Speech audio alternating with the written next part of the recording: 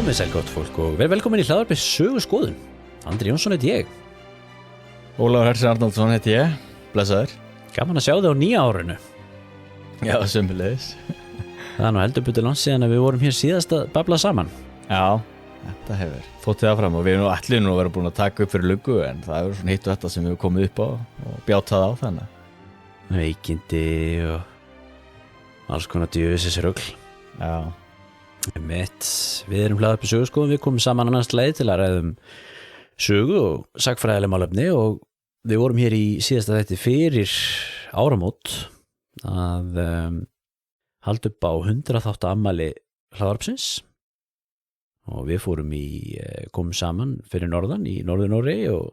höfðum það gaman. Já. Fórum aðeins yfir málin og fórum í vettvangsferð til Narvíkur, það var skemmtilegt öðruvísi. Já, það var mjög gaman. Og við vorum svona aðeins að velta okkur upp úr þessu og já, fagna því að 100. þátturinn kom út skömmu fyrir jól og svona í tilefni því þá höfum við líka aðeins verið að taka til hér í svona innanhúsmálum í hlaðvarpinu. Við erum loksins búin að koma vefversluninni í loftið sem er hægt að kaupa Söguskoðun bólinn loksins fyrir það sem að hafa áhugaði að styrkja hlaðvarpið. Það var hægt að gera það inn á söguskoðun.com. Já. En áfram heldur það og þó svo að það sé talsvert liðið á nýja árið þá erum við sem sagt mættir eftir við ætlum að reyna að keyra í gang reglulega dagskrá aftur, eða jólaðu minn? Jú, við ætlum að gera það. Við erum alltaf með nóg af umræðuefnum líka, við erum alveg búin að ræða það þannig að þá alveg hellingur sem hægt er að taka fyrir þannig að við höldum áfram með þetta. Í þættinum í dag ætlum við að svona færa okkur í íslenska sagfræði og það er nú alltaf gaman. Já. Komið tíma á það og við ætlum að tala mjög áhugavert málefni. Ég er mjög spenntur fyrir málefni dagsins. Við ætlum að tala eins íslenska miðaldasögu. Og við ætlum að tala mjög mikilvægan atburð í sögu Íslands. En það er sá atburður þegar Íslendingar gengust Noregs konungi og hönd eins og það heitir. Já. Og var svona atburður sem átti eftir að draga mikinn dilk á eftir sér, eðlilega, og hafa mikil áhrif fyrir Íslandssöguna. Algjörlega. Og það er auðvitað svolítið þannig að þegar við skoðum sögu, svona þjóðasöguna eða Íslandssöguna, þá náttúrulega þetta eru ýmsir vinklar sem hægt er að taka á það og það er kannski svona þessi bókmenntalegi, þessi menningalegi vinkill og svo er þessi efnahagslegi vinkill og svona, við getum skipt sögun upp í tímabil eftir því enska öldin, þýska öldin og svo framvegis og síðaskiptin, upplýsingaöld og einokunar tímin og allt þetta þessi hugtök sem við höfum í tengslu við menningarsögu, bókmenntasögu og efnahagssögu en það er svona þessi pólitíska saga þetta sem oft hefur verið svona þessi hefðbundna sjónarhorn í sagfræðinni, það er svona þessi pólitíska saga. Já. Og þegar kemur að henni þetta þá þetta er konungsveldið og tími konungsvalds á Íslandi alltaf gríðarlega mikilvægur tími. Það eru þessi langa nótt í sögu Íslendinga. Langa nótt, já.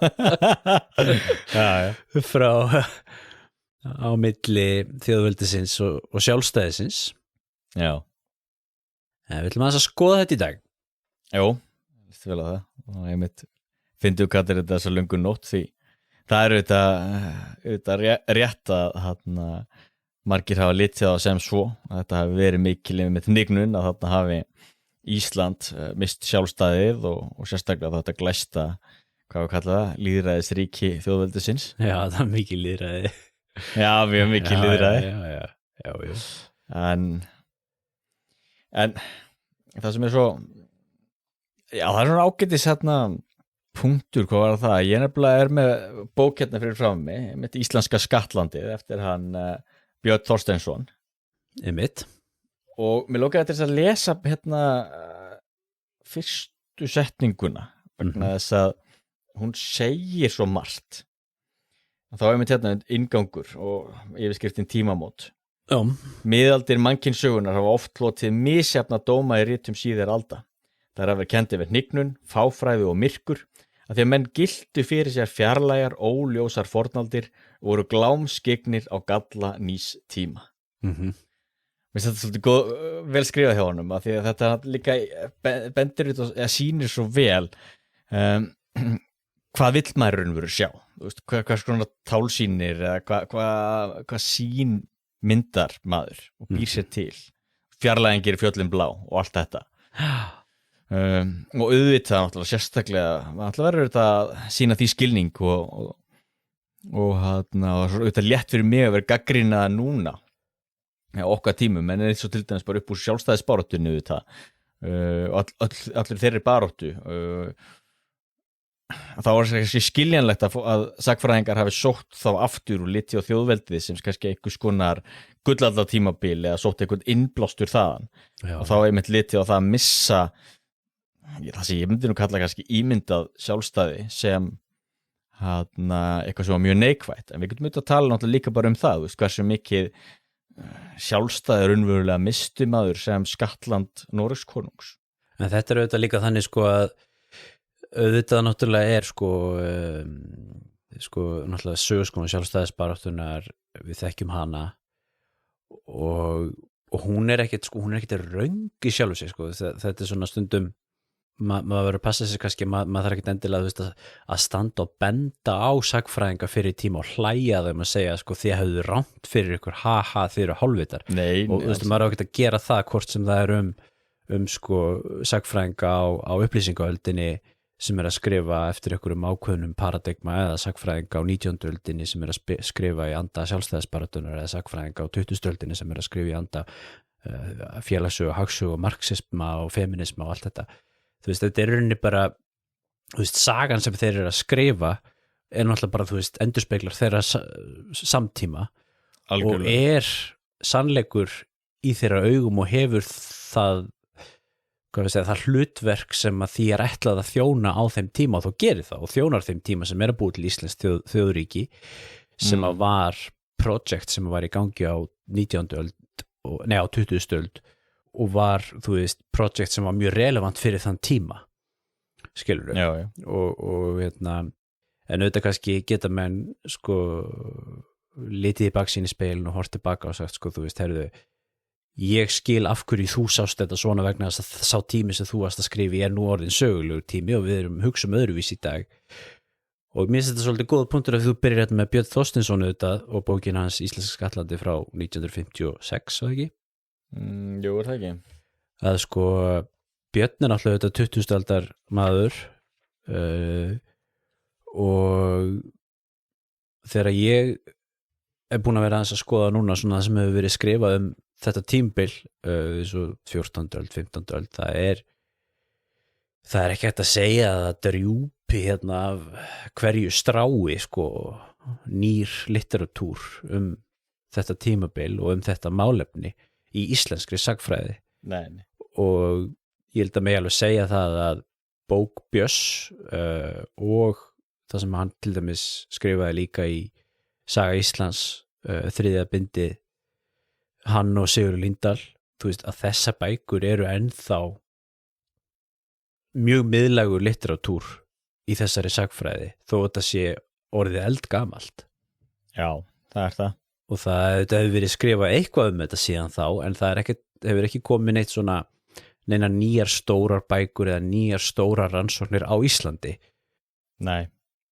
einmitt. Og það var einmitt líka áhort eins og með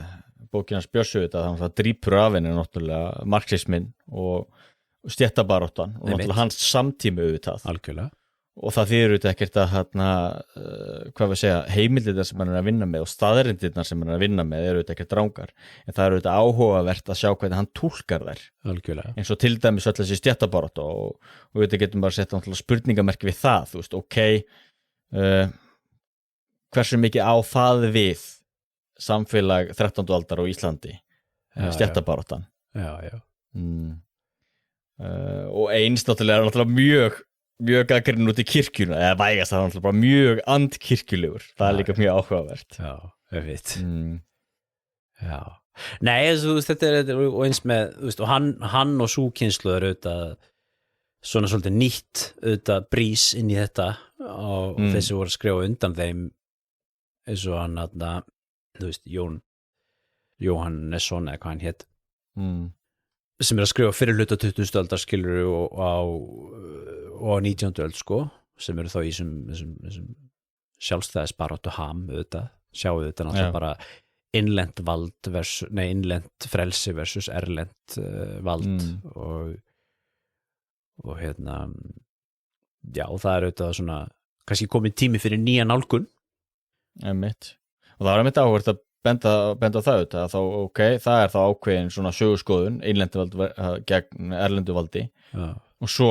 þegar til dæmis þegar verið skrifað þarna með að 20. öld og náttúrulega með marxisma og allt það, þá náttúrulega það síðan önnur nálgun þá, það frekar stéttabaráttan og hvernig þá til dæmis íslenskur aðall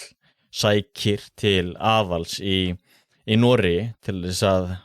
kúa heima fyrir. Já. Eins og það orðað innan þeirra sögurskoðunar og svo náttúrulega og það alveg rétt eins og þú sagðir að það verður ekki til skrifa neitt mikið um þetta á Íslandi en það náttúrulega áhugavert þetta verkefni í Þrándheimi. Já. Manstu hvað það hét sem fjallaði Noregsveldið og þá meðal annars Skattlöndin? Var það ekki eitthvað yfirskrift? Jú, sko, það var svona nýjasta kannski rannsóknarefnið í þessu málefnið sem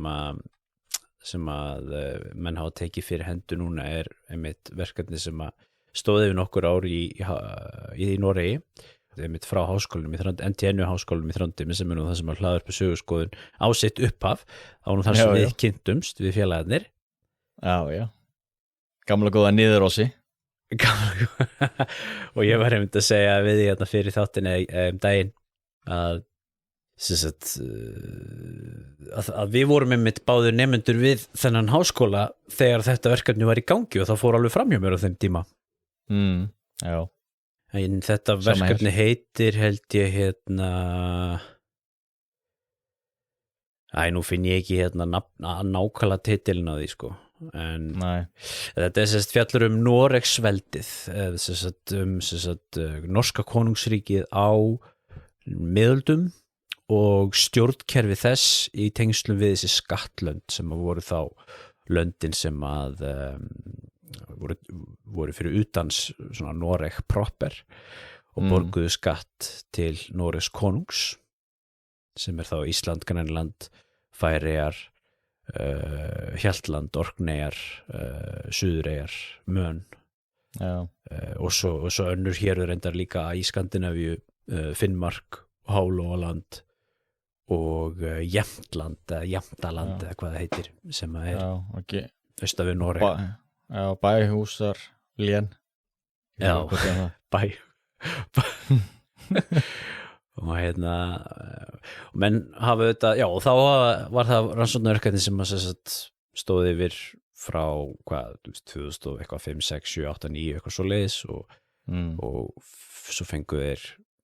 meiri pening og var blásið svolítið lífi í það aftur í kringum 2010 og árið 2014 kom út bók sem heitir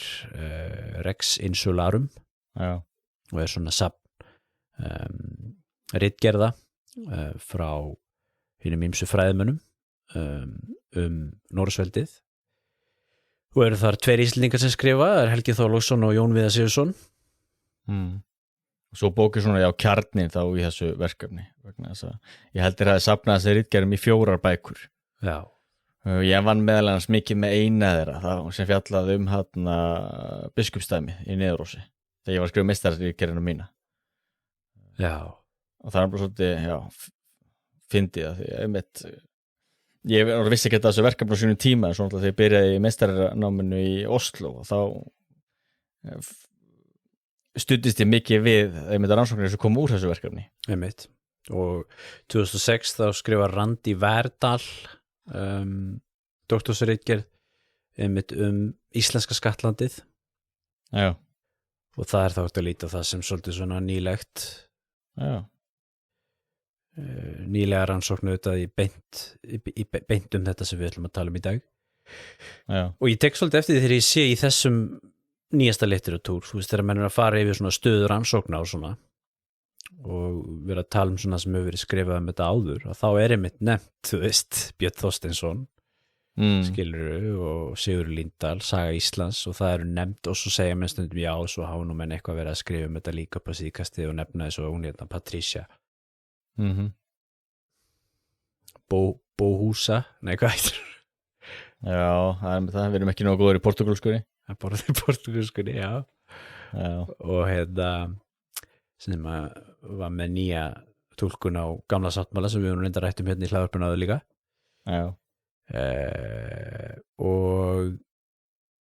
og svo nefna menn til mér svo grein Axels Kristinssonar í sögu 1998 held ég að hafi verið embættismenn konungs á 13. og 14. öld og það segir okkur svolítið, þú veist, eins og bara þessu grein sem Axel skrifaði flott grein, ítaleg og vel unnin og nákvæm grein en það samt bara ein grein, skilur þú veist og það verið að nefna svona tína til svona samtíning hér og þar af svona hvað nýjustu rannsóknir í þessu og mér finnst þetta svolítið áhugavert Þetta það og það líka sko ég veit ekki okkur en ég einhvern veginn hafði ímyndað mér og þegar ég ætlaði að spyrjaði í háskóla þá sá ég einhvern veginn fyrir mér ég miklaði það svo fyrir mér hvað ég að skrifa vegna þess að ég sá fyrir mér, þú veist, er ekki búið að skrifa allt það er ekki búið að rannsaka eða allt, þú veist, hvar maður að reyna að finna eitthvað en það sem svo áhugavert að séða nefnt eins og bara þetta dæmi bendir eða sýnir það bara margt sem bara mjög takmarka hvað hefur verið skrifað og meira segja stóru verkefni eins og Skatlandið að því til dæmis ég tók eftir því og nú erum við búin að telja upp þetta rannsóknir og þá ætla þess að tölvur sem er skrifað Skatlandið en það eru hinur þessi málefni innan þess sem hefur ekki verið skrifað það mikið svo til dæmis bara staðamálin sem er ykkur stærstu deilumál miðalda á Íslandi það er ekki til neinn svona hvað var að segja ítarleg rannsókn á þeim málum einmitt þú veist, í einni bók eða eitthvað sem við farið bara alveg í sauman á þessu og meðal annars tínt til þá hvað til af heimildum hvað varðar efnahagsmál og skattheimtu og tekjur á þessu jörðum eða farið í gegnum hvernig þessar deilur birtast mögulega til þessi í bókmenntunum að það er til dæmis eitthvað sem ég var að leika mig við ég var að leika við hugmyndunum að ég myndi að skrifa doktorsritgerð staðamálin og kannski mögulega tengsl inn í einmitt bókmenntir, hvernig kirkjan til dæmis gat barist fyrir sínum réttindum eða náttúrulega hafa áhrif að því náttúrulega kirkjan náttúrulega fyrir stöðast háðu áróðri og maður skal ekki van með það hvað prestar gáttu haft mikil áhrif í predikunum og sögum og hinn og þessu þegar að tala við grálúsóan almúan og það alveg mörg önnur málefni sem, hafa bara verið merkilega líkt rannsökuð. En mér finnst þetta áhugavert líka að því að eins og ég kom að í innganginum með þetta, að þú veist, þetta svo mikilvægt mál eins og fullmins bara fyrir Íslandssöguna og síðan auðvitað fyrir, eins og við horfum auðvitað frá norska sjónarhorninu auðvitað líka, þú veist, þá þetta náttúrulega þetta miðaldaríkin og Noregs skilur þetta svona grundvallar hornsteinn í norskri þjóðernishyggju og þetta grundvallar hornsteinn í íslenskri þjóðernishyggju líka auðvitað og þjóðarbyggingu, það þetta skilur við vorum sjálfstæð, svo urðu við hluti á konungsríki, hvernig gerðist það og hvað breyttist ekki og svo framvegis. Þetta svo mikilvægt sko þema, þú veist, svo áhugavert að sjá einhvern veginn að það sé ekki hvað við segja brjáluð gróska í þessu sko eins og maður kannski haldið en það kannski eins og þú segir miðaldirnar sko ég man að því við erum að tala Þrándheim og þetta sko að þú veist ég var nemandi þarna við sagnfræðideildina við þennan háskóla og meðan þetta verkefni var í gangi, man ekki eftir að teki eftir því þá ég var svo sem ekkert svo sem með puttan á púlsinum og öllu þar heldur en ég man að þú veist af þeim í mínum árgangi sem voru að skrifa mastersritgerðir þarna ég man alltaf að það var einn gaur sem var að skrifa fornaldarsögu og ég man ekki til þess að það hefði verið neitt í árganginu sem var að skrifa miðaldarsögu þá voru allir að skrifa 18., 19. og 20. öld einmitt af þessum árgangi sem ég tilheyrði en það getur þetta verið að eitthvað að fara fram hjá mér og þó svo að það verið 1 eða 2 eða eitthvað sem voru að skrifa eitthvað svona þá það mjög hófvert hvað það lítið og við höfum örugglega rætt þetta áður líka hérna í hlaðvarpinu. Jú, ég held að staðan sé nú svo eða slík að það ekkert eitthvað rosa gróska og brennandi áhugi fyrir miðaldasögu. Nei. Þannig að ef það eru sagfræðinemar að núti að hlusta, þá hér tækifæri til þess að koma með brautryðjandi rannsóknir. Það íslenskri miðaldasögu og það vantar nú ekki heimildirnar, heldur betur maður. Það alveg hellingur efni. Og það líka annar punktur við þetta sem svo gríðarlega áhugaverður, sem sko heimildamagnið sem til Noregsveldið og þessi skattlönd Noregs konungs. Þetta svona langmest íslenskar heimildir. Já. Og þess vegna vitum við svo langmest Ísland. Þeir segja að það sé kannski næstmest vitað hvað var það, Hjaltland eða Orkneyjar eða eitthvað af þessum skosku eyjum. Já. Sem menn hafa svolítið mikið af heimildum líka. Já. En síðan staðir eins og Færeyjar og ekki síst Grænland. Þar hefur við alveg gríðarlega lítið af heimildum. Já. Og bara talandi þetta, Grænland, ég var aðeins að skoða þetta, sko Grænland fór undir norsku krónuna 1261. Þá samþykkja Grænlendingar að verða skattland Noregs konungs. Íslendingar verða svo skattland Noregs konungs 1262 til 1264. Færeyingar höfðu verið skattland eitthvað lengur, hvort það var síðan á 12. öld eða 11. öld eða eitthvað álíka. Manstu það? Nei, ég man það ekki. Og ég var aðeins aðtuga og til mér sé svo í þessari bók, Rex Insularum, og í annari bók sem ég var að lesa frá þessu rannsóknarverkefni og svona, það ekkert talað Grænland. Nei. Þeir tala mjög mikið Ísland, fjalla mjög mikið Ísland og þeir fjalla mjög mikið skosku eyjarnar og þeir fjalla talsvert Hálóland og Finnland, Finnmörk, norski sagfræðingar að skrifa það. Já. Magnen Jósta að skrifa Jämtland. Og þar fram til götunum og það eiginlega ekkert fjalla neitt Færeyjar og Grænland og það náttúrulega bara eins og hún segir á einum stað bara vegna þess að það eiginlega ekki neitt af heimildum Grænland til þess að skrifa. Við vitum auðvitað að Grænland var skattland, við höfum alveg heimildir fyrir því, við vitum að það var sendur skattur til Grænlands, það sjáum við til dæmis í norsku fornbréfasafni og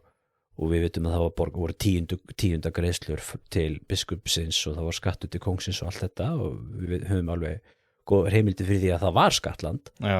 En eina heimildin sem við höfum fyrir því hvernig Grænland varð skattland, það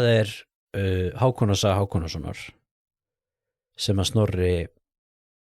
Sturla Þórðarson skrifaði 1260 eitthvað eða bara rétt á eftir, bara þetta samtíma heimild Já, heimild. Og það svo áhugavert að því að sú bók eða sú saga sem að náttúrulega skrifuð þessi af manni sem að bara samtíma maður þessara atburða og þú veist var í hirðinni hjá Noregs konungi og svona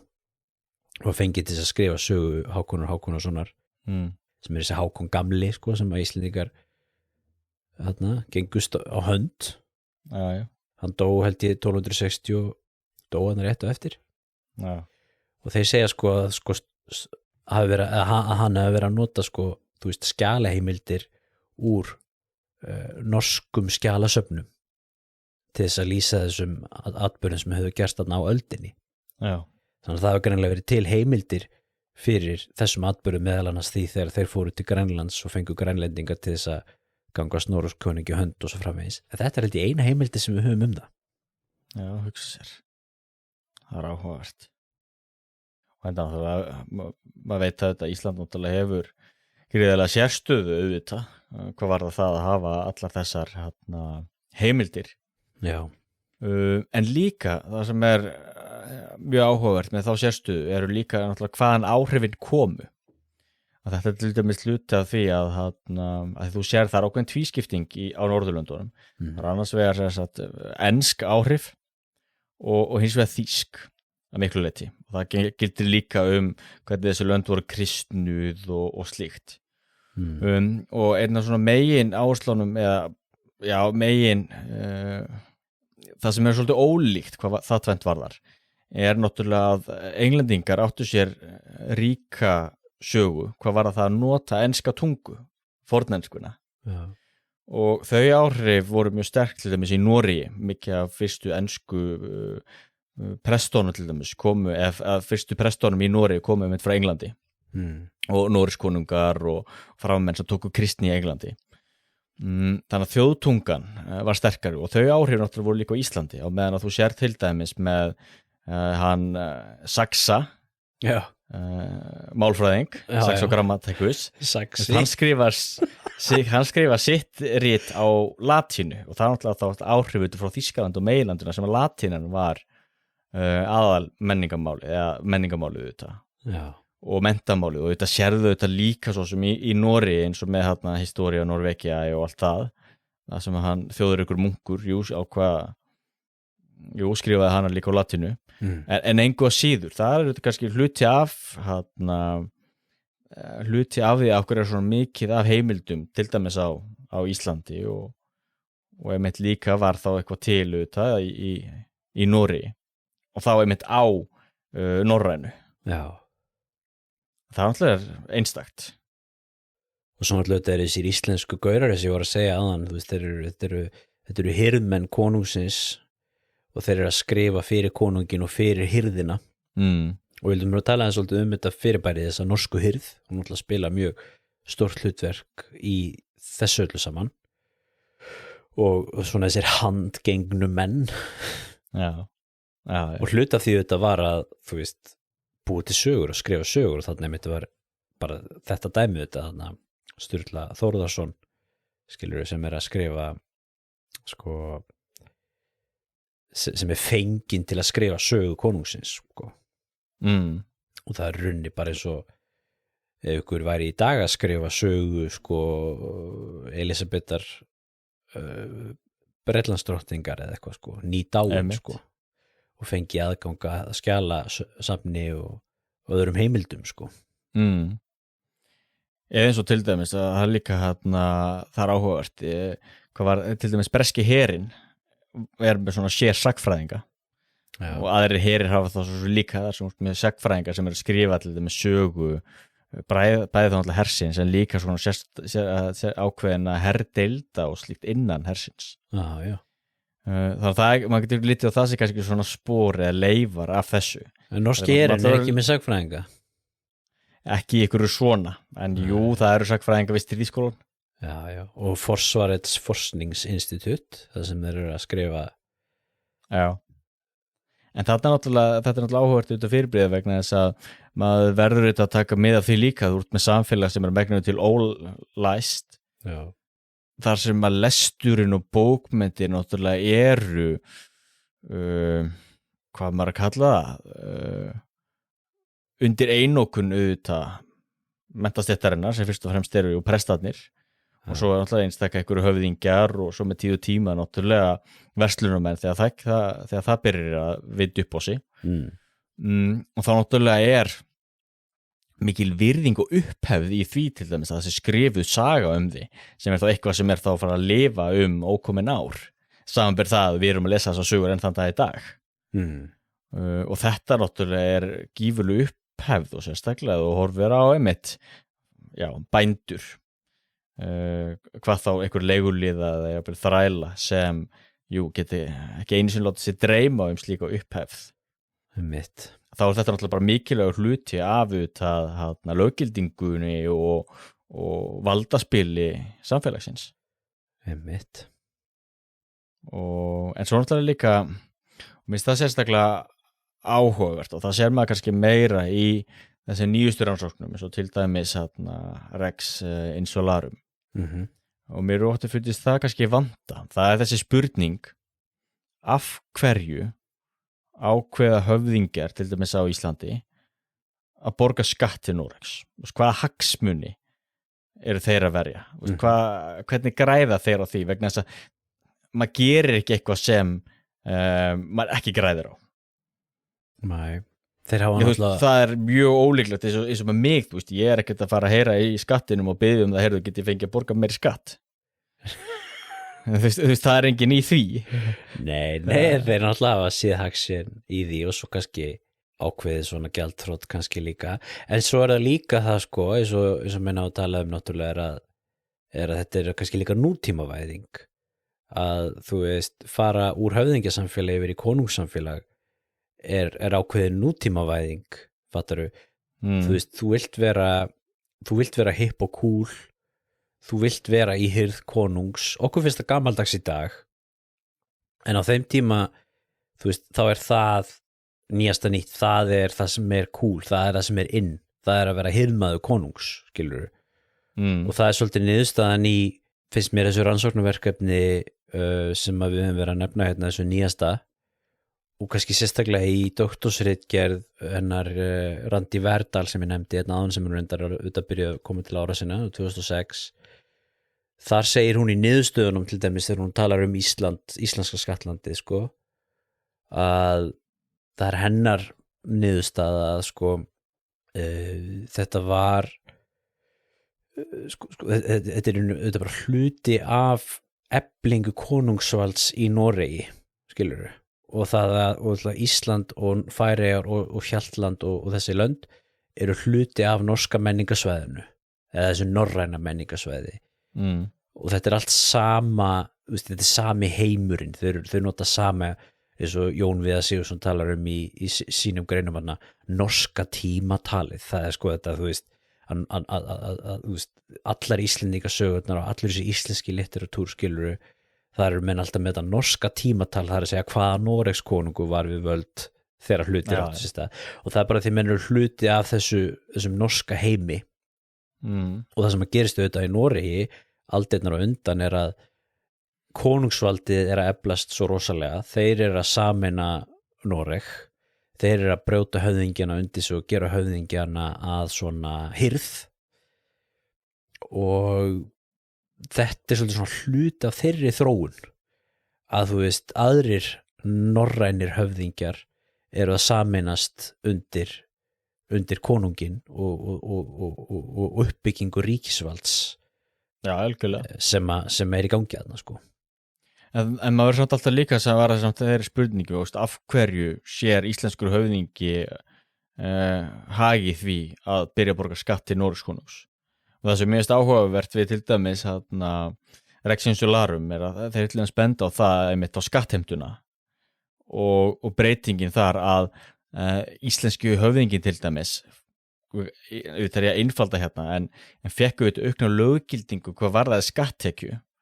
og svo náttúrulega mikilvægt líka halda þetta haga að það borgar skatt til Noregs konungs ekki allur skatturinn fór til Noregs konungs þvert á móti, stór hluti af skattinu náttúrulega var alltaf eftir á Íslandi já, helmingurinn helmingurinn og þá er einmitt þá náttúrulega ok, þannig að þá getur þú ímyndið þér sko höfðingin, ok ég sem sagt fæ meiri vegsemd og það er ákveðin dýrð og hínur þessi kostirni við að ganga Noregs konungi á hönd, ég fæ gjafir og ég fæ að vera hluti af þessari flottu hirð og þetta er mikil vegsemd og menn heima í Íslandi geta bara látið dreyma um þetta það er léttara fyrir mig að innheimta skatta af því núna er Noregs konungurinn, hann er yfirmaður okkar Já, nú geta þeir bara byrjað að innheimta skatta bara til að byrja með þeir voru ekkert að því fyrir, var það nokkuð? Nei, þeir voru ekkert að því fyrir þannig gáttu byrjað að innheimta skatta þannig að það auka tekjurnar og enn fremur náttúrulega breytist líka samfélagi hvað það varðar að á þjóðveldinu þá þurftu höfðingjar að gefa alltaf gjafir þannig að höfðingjarnir þurftu alltaf að vera að sanga að sér auð en þeir gátt aldrei setið á auðnum því þú varst að kaupa þér hilli, þú varst að kaupa þér vinsældir, þú varst að halda veislur og þannig náttúrulega var meiri jöfnuður í samfélaginu því það var enginn sem gat bara safna gulli og setið á því eins og drekki á gulli þarna aftur á móti breytist það þannig að þarna til dæmis fóru þá höfðingjar meira að geta keypt upp jarðir sangað sér fleiri góssum og urðu til dæmis ríkari þá er í raun og veru alveg augljóst að megin ástæðan fyrir því okkur höfðingjar ganga Noregs konungi á hönd eru þetta þeir sá sér hag í því og græddu efnahagslega á því já. Og þá náttúrulega rosalega erfitt að fara að tala eitthvað rosalega hnignun og sjálfstæði og þetta að menn mist sjálfstæði eða stjættabaráttu og hitt og þetta því, já, fyrst og fremst græða meira á því og það alveg langt til Niðaros eða Björgvinnar eða hvað það þannig náttúrulega höfðingjar fá meiri völd, meiri löggildingu með þá Nóregskonung og bakvisi. Sko, það eitt í þessu líka, þetta þetta sko, það þetta með sko, því við erum að tala þessa hirð og þú veist og það að sé svona vegsemd í því að vera hluti af þessari hirð og að það sé flott að vera hluti af þessu fancy nýja konungsvaldi sem að brjóta allt undir sig eða þú veist, þetta svo líka svo tungumálið svo gildislæðið, skilur við, okkur svo rosalega tamt að bara, þú veist, við þurfum einhvern veginn að byrja á því, einhvern veginn að bara brjóta niður allar hugmyndir sem við höfum ríki og konungsvald bara, þú veist, að því að þú veist, okkur svo rosalega tamt að sjá þetta alltaf fyrir okkur sem eitthvað svona diktatúr og við séum eitthvað svona, það sé bara alltaf svona frelsi versus diktatúr, sko. Það mjög góð punktur. Þú veist, maður verður bara byrjaði að bara taka allt eftir burtu, sko. Að þú verður að hugsa, maður verður átt að segja því að þú með ríkislaust samfélag og það að koma inn eitthvað nýtt dæmi sem konungsvald sem að náttúrulega ekki sko neitt eins og nútíma ríkisvald en samt það sem að mun verða að því. Já, það þurfa að verða að því og það bara svo mikilvægt að þú ert að benda þarna, þú veist, að konungurinn þurft að sannfæra menn til þess að samþykkja þetta vald vegna þess að menn gátt sjálfur og sagt, heyrðu,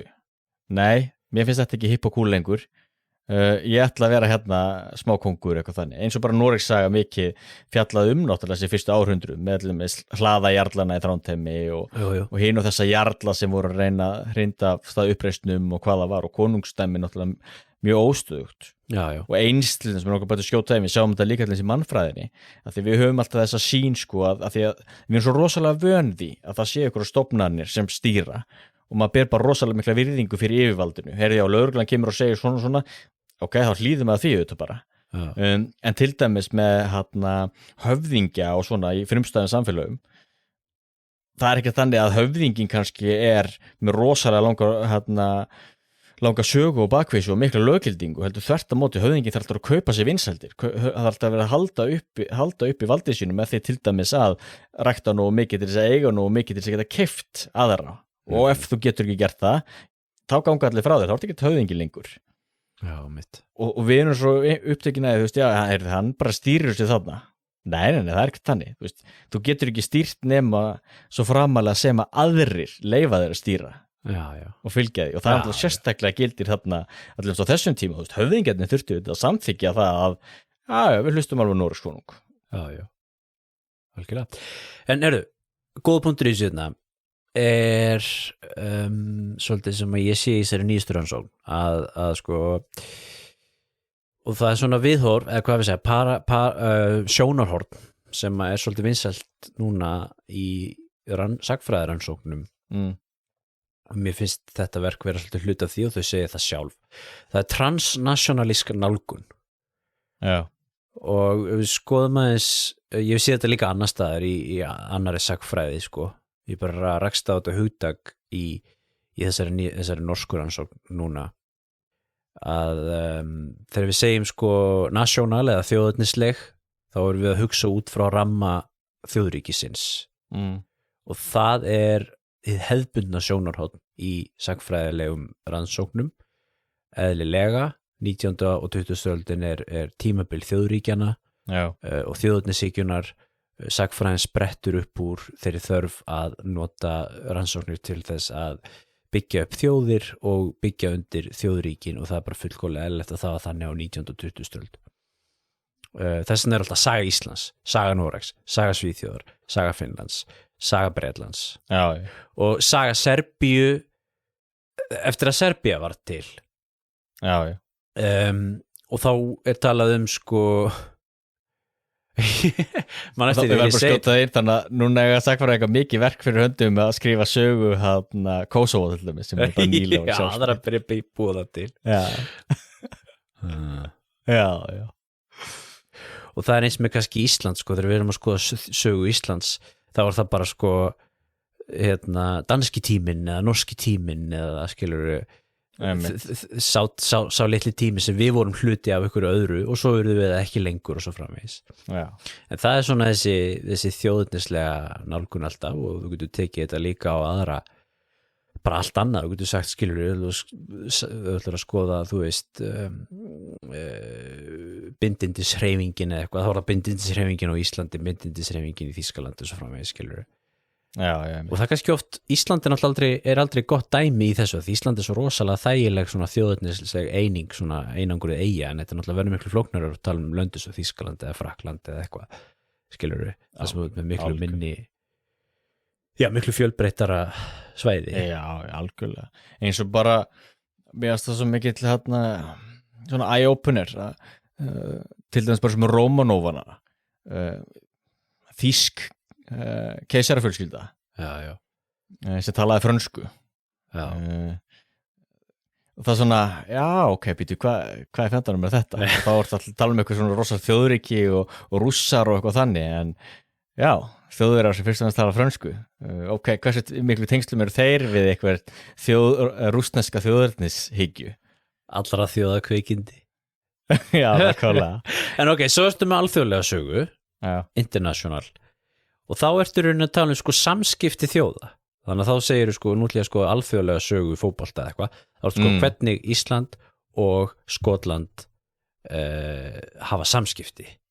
skilur, þá ertu að segja íslenski rauðikrossin og norski rauðikrossin og samskipti þeirra það er alþjóðlega saga eða þú veist stríð á milli Frakklands og Þýskalands eða eitthvað svoleiðis en það sem svolítið að koma inn núna á síðustu áratugum og svona, það er þessi transnational saga sem þá í rauninni hvernig þá hugsa svolítið í burtu þessi þjóðríki og alltaf national eða international og hugsa meira hvernig hugmyndir og fólk berst þverti við landamæri án þess að það sé án þess að horfa það út frá sjónarhorni þjóðríkjana Einmitt og það er þetta Mér datt af allt í hérna þú segir það, til dæmis þá er tengslum einmitt við íslenska sögu en til dæmis biskuparnir, náttúrulega heilmikið af erlendum mönnum ekki þá einu sinni frá Noregi jafnvel, hvort það var ekki einhverjir Ítalir og eitthvað svona það er til dæmis rannsóknarverkefni sem ég held að hafa verið lítið sem ekkert skrifað ég allar minnist ekki að hafa reykist nokkuð tíma á það eitthvað almennilega rannsóknir það og það náttúrulega væri alveg beint inn í slíka söguskoðun þar sem það var náttúrulega bara að horfa á hóla, Skálholt ekkert sem hluta af einhverju Íslandi heldur bara hluta af hinum kristna heimi kálsku kirkjunni Algjörlega. Og þetta er náttúrulega alveg típist fyrir þetta bara þegar við erum að tala söguskoðun skilurðu, þú veist söguskoðun sjálfstæðisbaráttunnar við bara okkur finnst svo eðlilegt söguskoðun skilur hvað fólki finnst bara þú þarft ekki svona réttlæta eitthvað það er bara bláköld skynsemi tala skilur Íslendingar sem einn hóp, útlendingar sem annar hópur og þú veist í heiminum í dag sem orðin svo fljótandi og blandaður og þú veist við getum hoppað upp í flugvél og flogið til Skotlands og við getum hringt hérna og tala saman hérna þvert yfir öll landamæri og svo náttúrulega þetta þegar Evrópa að sameinast og renna saman menningarlega og öllu leyti líku við þú veist það er alveg augljóst að núna erum við að fara inn í svona paradigma sem að þessi þjóðríkja fókus náttúrulega verður kannski minna relevant og ég held að þessi transnational saga er auðvitað hluti af því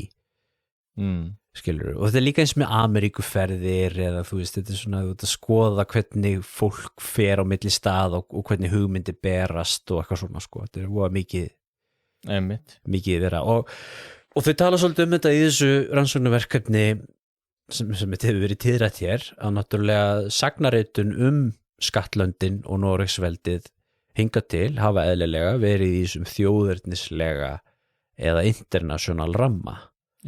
að þú veist Íslendingar skrifa sögu Íslands, Normenn skrifa sögu Noregs og þeir nota það til þess að réttlæta það sem er efst á baugi í nútímanum.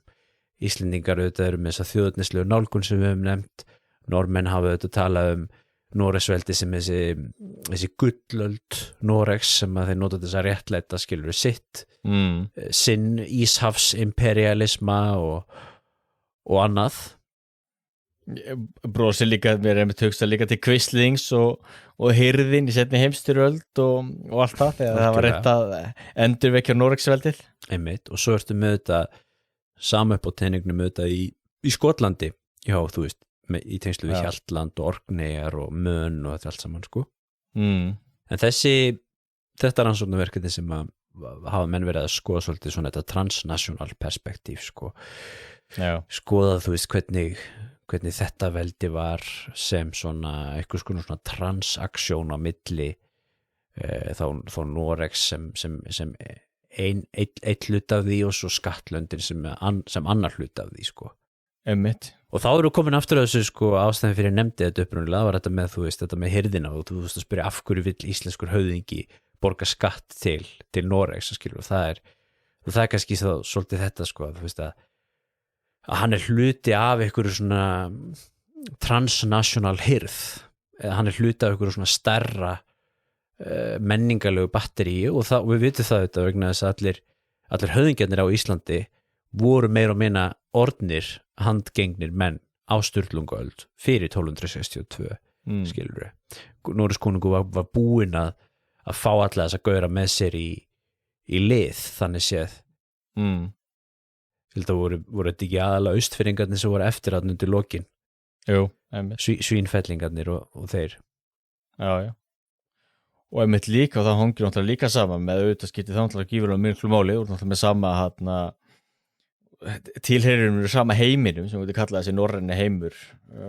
og kannski meir alltaf nákvæmari þessi vestur norræni heimur þá í Norður-Atlantshafi og síðan náttúrulega líka þetta það eina undir rannsóknum þessa verkefnis náttúrulega líka eru sérstakar áherslur á biskupsdæmið í Niðarósi af því það náttúrulega líka stór hluti af þessu og það eitthvað sem alveg svo grundvallar atriði í miðaldasögu, sérstaklega íslenskri miðaldasögu að fyrsta skatttekjan á Íslandi náttúrulega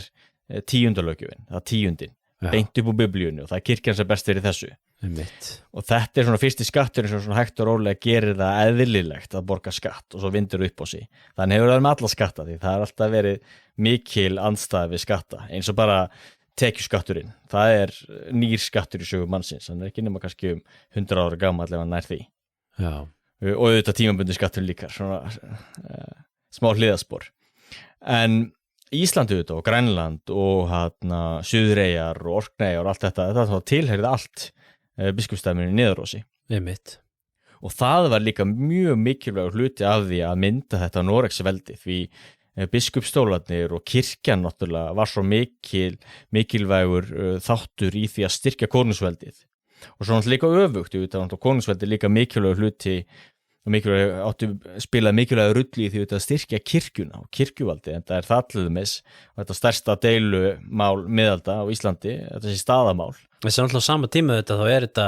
náttúrulega akkurat svo tími í sögunni þar sem að þetta konungsveldið og kirkjuvaldið í svolítið svona baráttu Já það bara líka mjög áhugavert en það náttúrulega þetta með því að konungsveldið verður ofan á en akkurat þarna þetta svolítið svona baráttu svo kirkjuveldstefna og allt þetta En til dæmis þá sjáum við það eins og á Íslandi náttúrulega þessi staðar náttúrulega enda með sigri kirkjunar í því að málinu skotið til konungs og konungur styður kirkjuna þannig að höfðingjar þurfa að gefa sig en það alveg rétt þetta voru náttúrulega mikla deilur en það getur sagt síðan að náttúrulega þær deiluna hápunktu út í síðaskiptunum þar sem að höfðingjar verða ofan á og sérstaklega eins og til dæmis á Norðurlöndunum þar sem að kannski kirkjan náttúrulega hreinlega náttúrulega bara brotin og bakaftur og til dæmis biskupar hætta að vera biskupar og verða bara embættismönnum og hluta af embættiskerfinu en það náttúrulega sér maður auðvitað það náttúrulega margir þættir sem þetta koma að hvað varðar þetta skattlandi auðvitað þú ert með sameiginlegt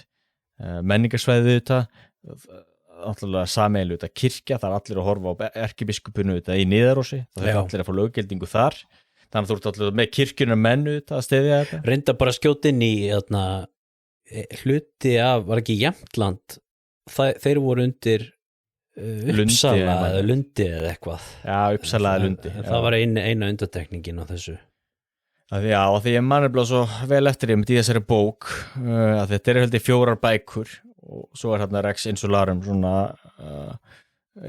kjarnin úr þeim og þá til dæmis tala það að landamæri Noregs í dag að miklu leitu afleiðing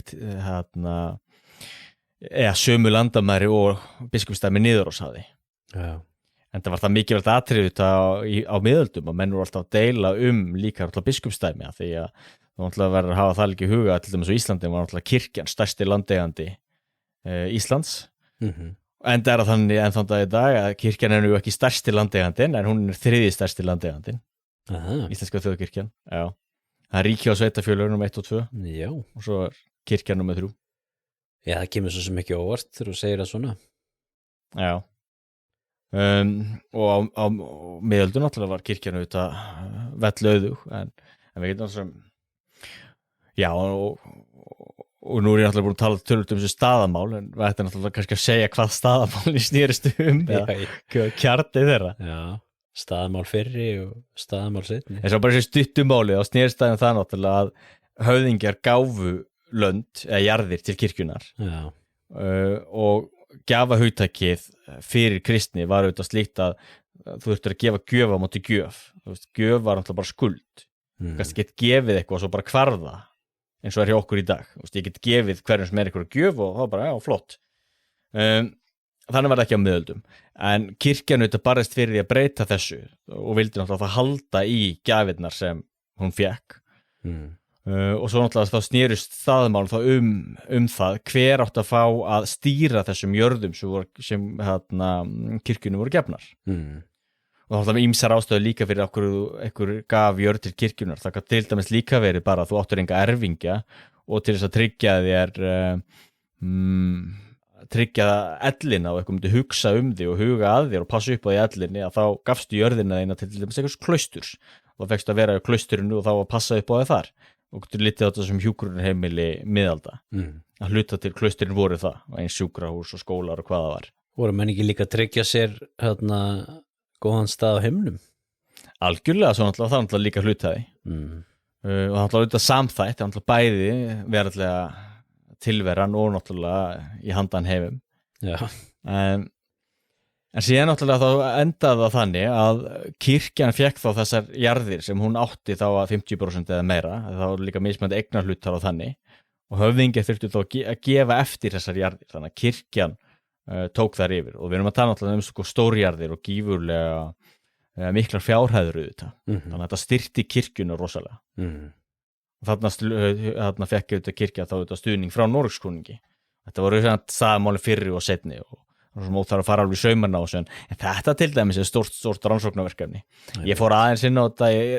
ritgerðinni minni en svo var ekkert pláss til þess að ræða þetta og ég var ekki að koma svona út af sporinu þannig að ég lagði það til hliðar en svona eins og heyrir þá hefur svolítið verið gæla við það þarna verður eitthvað sem gæti skrifað Við ætla að finnum alltaf eitthvað nýja rannsóknarverkefni fyrir þetta í hlaðvarpinu. Já. Alltaf eitthvað. En ok, ég var aðeins að skoða þetta með íslenska Skatlandið og svona innreið konungsvaldsins. Sko, þessi hefðbundaskýringu þetta sem að menn hafa sett fram og svona við erum hérna með þjóðveldi, við erum með goðana og stórmennina sem að byrja að mynda héraðsríki á Sturlunguöld og þeir fara í borgarastyrjöld og þeir berjast gegn hver öðrum og það er óöld, þetta er ríkislaust, þetta er samfélag án framkvæmdavalds og það frumskólalögmáli sem gildir og svo kemur Noregs konungur hér inn og segir ég skal lofa ykkur friði við fáum frið með því að gangast undir Noregs konung. Þetta eitthvað sem að aðeins verið að horfa fram hjá þessari skýringu með að segja skilur íslensku höfðingjarnir vildu það var kannski ekki bara friður sem þeir vildu líka vera hluti af þessu konungsvaldi sem að var hipp og kúli sem vorum að tala hérna áðan en það auðvitað alveg hluti af þessu og skattarnir það var búið að vera óöld þarna alveg gríðarlega dýti mikil smáatrið þessari sögu þarna hvernig hvernig þessir höfðingi voru að fara fram og tilbaka frá Noregi til Íslands og Noregskonungurinn var að senda erindreka og reyna að fá það með sér og síðan skrifað undir eða síðan, kannski ekki skrifað undir beinlínis en við fáum þennan sáttmála 1262 sem að hluti höfðingjana samþykir og síðan samþykja held ég allir höfðingjarnir hann 1264 ekki þannig sem þessi sáttmáli reiknaður og þá sem sagt fáum við þetta konungsríki það sem að rauninni allt landið er komið undir orðið Skattland Noregskonungs og þá verða ýmsar breytingar þar gerast kannski svolítið hægt í byrjuninni en við sjáum augljóslega eflingu ríkisvalds á Íslandi með þessari breytingu og það kemst á strúktúr sem að áttur að haldast svona þegar að strúktúrum er komin á kannski á 14. öld að þá helst hann svolítið svona í sessi fram að einveldistímanum þegar að náttúrulega ríkisvaldið eflist ennþá meira og siglingar og samgöngur og hernaður og annað eflist og verður miklu auðveldara fyrir konungsvaldið að stjórna Íslandi og þá þetta breytist stjórnsýslan mikið og þetta er bara nýr tímar á 17. öldinni en þetta miðaldakerfi verið svolítið til þarna upp úr gamla sáttmála eða á 14. öldinni til þess bara skjóta það inn, þú veist, Noregskonungur sendi aldrei her til Íslands Nei og hótaði ekki einu sinni, það var frekar eins og þegar Ólafur Tryggvason þá var rétt fyrir 1000 hann hótaði ekki að senda her til Íslands þess að kristna Íslendinga heldur hótaði hann að drepa þá Íslendinga sem voru í Noregi og það segir líka mjög mikið þetta þú veist, og hversu mikið háð þetta var þá velvilja höfðingja á Íslandi því það náttúrulega þetta borgaði sig ekki að gera út í norskan her til þess að brjóta landið á bak aftur Einmitt og ég myndi mér, þú veist, ef einhver er að hugsa að velta fyrir sér, til þess af hverju var Noregskonungur endalaust að brasa í þessu sem tók svona langan tíma og var svona mikið bras að senda út einhver að kalla og svo gerist ekki neitt og það sendur út einhvern annan og það einhver erindreki og svo eitthvað verið að ræða málin og það gerist eitthvað á þessum fundi og svo líða frá 1262 þá líður til 64 og þá loksins þetta komið og eitthvað þannig að það segir náttúrulega líka mjög margt söguna Já, en það er kannski líka áhugavert að nefna það náttúrulega fyrir þá sem eru að hlusta og sjá fyrir sér skiluru þú veist að fara undir eitthvað erlend vald þú veist eins og eitthvað slíkt myndi gerist í dag skilur eða á 19. öld eða 20. öld eða eitthvað sem kemur ykkur erlendur her eða eitthvað svoleiðis, þetta er svo gríðarlega öðruvísi þetta var alltaf þeirri tímar þetta var náttúrulega tímabil lénskerfis þetta skilur og norska konungsríki var ekkit svona imperium þar sem að skilur hann var að senda út her til þess að halda uppi konungsvaldinu eins og kannski maður myndi þekkja seinna eða jafnvel fyrr í öðrum samfélögum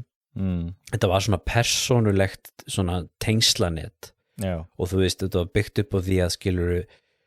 konungurinn setti sína menn yfir svæðin sem voru þá lokal höfðingjar þetta var svona allstaðar þetta var líka svona á Bresku eyjunum það sem þið voru með þessa jarla og svona og þetta náttúrulega byrjar auðvitað með því að hann er gerður jarl yfir Íslandi Gissur hvað svona var hann aftur? Þetta maður nú að muna Gissur jarl og síðan náttúrulega upp úr því þá sem sagt fara þessir höfðingjar, þessir innlendu höfðingjar að þiggja sýslur eins og það kallast, þiggja lén frá konunginum sem þá í rauninni bara þeir eru að stjórna einhverju landi á Íslandi í nafni konungsins Sýsla fyrir konungin og mér finnst það líka svo áhugavert sko þessi stjórnsýslu saga þetta þú veist að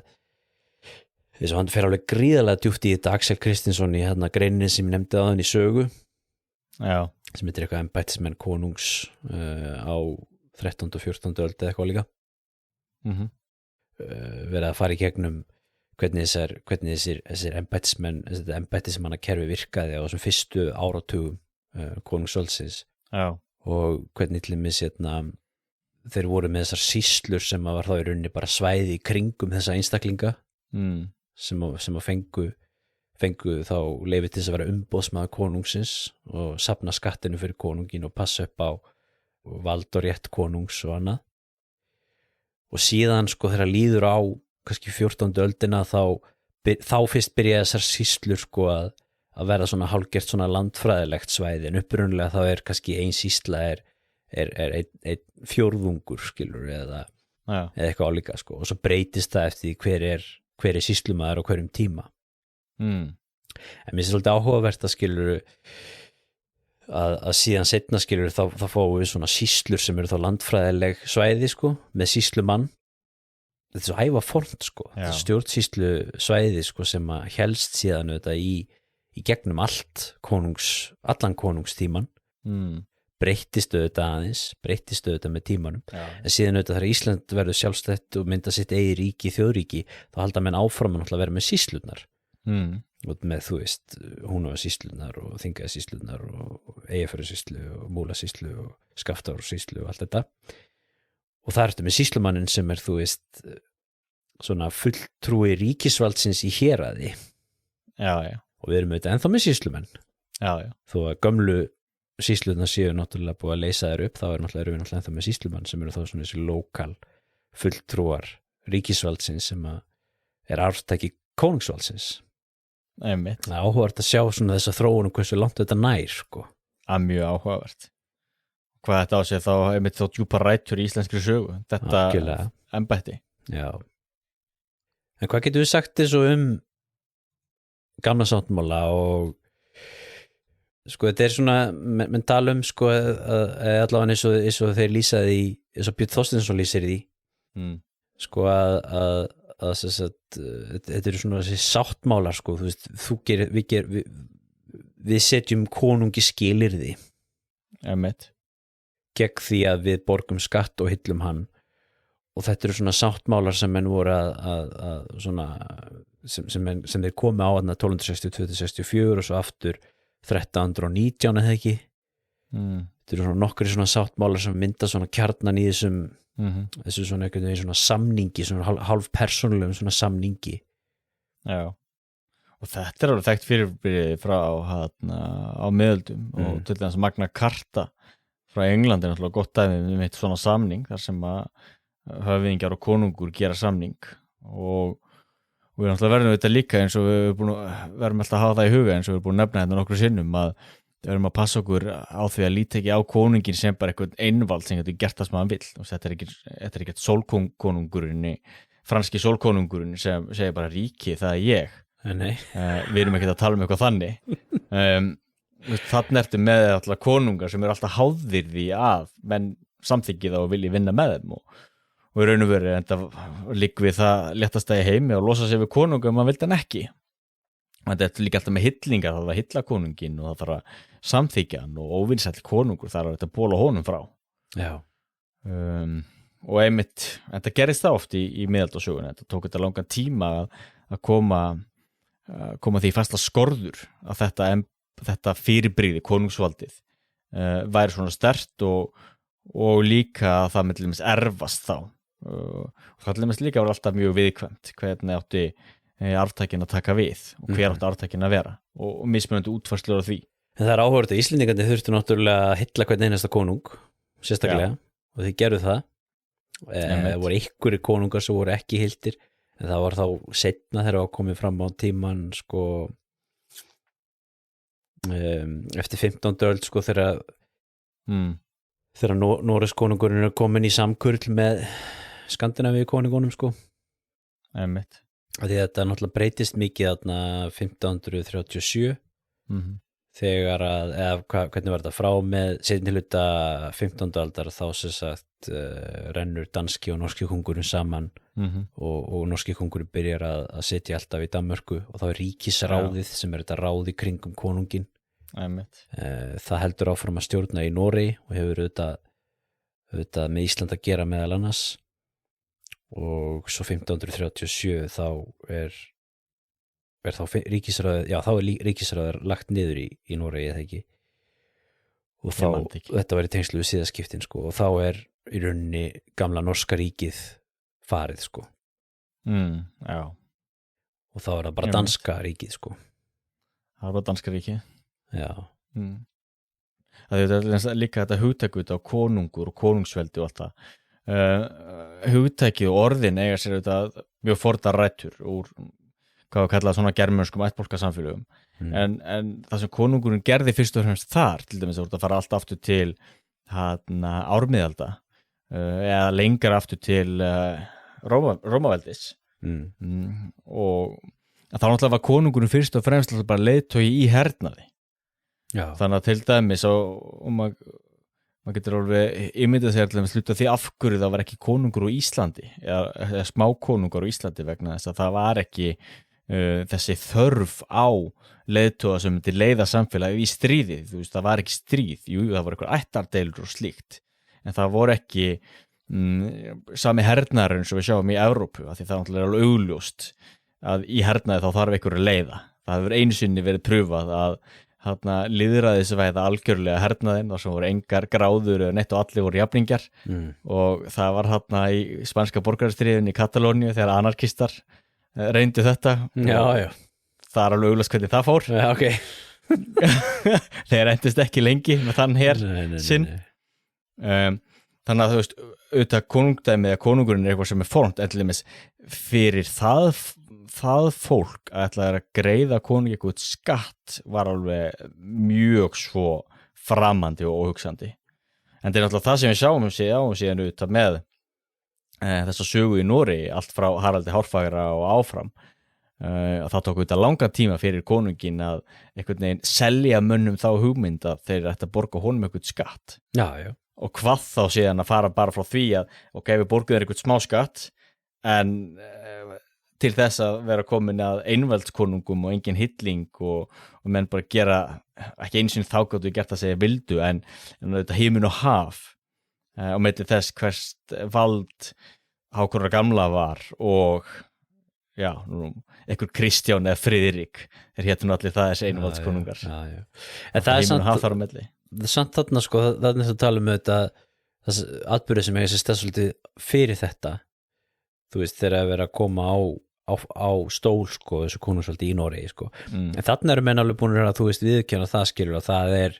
eðlilegt að borga konunginum skatt og þeir gera það allir höfðingjarnir, og þeir gera það á Íslandi og þeir gera það á öllum skattlöndunum. Já. Og það verðist ekki vera stórt vandamál að innheimta og greiða skatt, en hins vegar það sem að maður sér kirkjan búin að ala á vel upp það sem að maður sér svolítið og er svolítið svona auðvitað gegnumgangandi atriði í þessu, það er þetta sko að og við höfum auðvitað í þessari hefðbundnu söguskoðun okkar og sem að við fengum líka auðvitað í kringum sjálfstæðisbaráttunni, auðvitað grundvallar atriði í sjálfstæðisbaráttunni sem að Jón Sigurðsson til dæmis tala alltaf um þetta með þú veist gamli sáttmáli var þessi sáttmáli á milli íslensku höfðingjana og konungsins og við segjum ok, við skulum borga skattinn en við ætlum að fá eitthvað í staðinn. Og ef þú brýtur, og ef annar aðilinn brýtur það, skilur, þá er það, skilur, game changer. Það var svona þessi rök sjálfstæðismanna, sko. Jú, það ertu bara að vitna beint í kallinn. Ég veit. Jón Sigurðsson, hvað sagði að það væri game changer? En þarna, og það er svolítið í þessum miðaldaheimildum, þá er auðvitað dæmum þetta, þú veist að sem sagt, menn eru svolítið að hamra á þessu sko nú manni ekki nafnið á þessum heimildum sem skiptir kannski ekki öllu máli sko en þú veist það eru svona mótmæla bréf og einhverju svona fundir samþykktir ályktanir höfðingja á Íslandi á tímum konungsvaldsins þar sem að þeir eru að segja sko herðu sjáðu hérna í gamla eða sjáðu hérna í samningnum okkar sko það eru hér reglur sem við erum búin að koma okkur saman um hvernig á innheimta skattin og við viljum að þú fylgir þeim reglum eða það voru hér sáttmáli um það að sýslumenn ættu að vera innlendir hér vera að brjóta þann hluta af þessum samningi sem við höfum sko. Og þá þetta mikilvægt náttúrulega að þegar við segjum Íslendingar skilur við, Íslendingar versus konungurinn fyrir okkur í dag, þá hljóma náttúrulega Íslendingar alltaf bara eins og ég og þú og allir bara Jón Jónsson út á götu eða eitthvað, en alltaf það þegar að vera að tala Íslendinga á þessu tíma, alltaf vera að tala höfðingjana sko, foringjana, skilur við, ríkustu, feitustu gaurana, skilur við. Já, algjörlega. Hvað eru? Já, og enda fyrir þennan svona almenna, hvað var að segja, svona sjálfsagna bónda eða jafnvel leigulið, það var ekkert allur munur á því hvort að jú þó, alltaf þetta voru breytingar alltaf hægar en kannski megin munun var skattekjana þetta jókst, þetta var greiða meira og höfðingarnir deildu ekki jafn mikið með sér, raun og kannski hálf hættu að deila eins og þau voru alltaf háðir því að vera með þessa hvað kallast það, þingfara bændur og svona, hvað kallaði líka svona stærri bændur eða meðalbændur sem alltaf voru að fylgja þeim til alþingis. Þingmenn.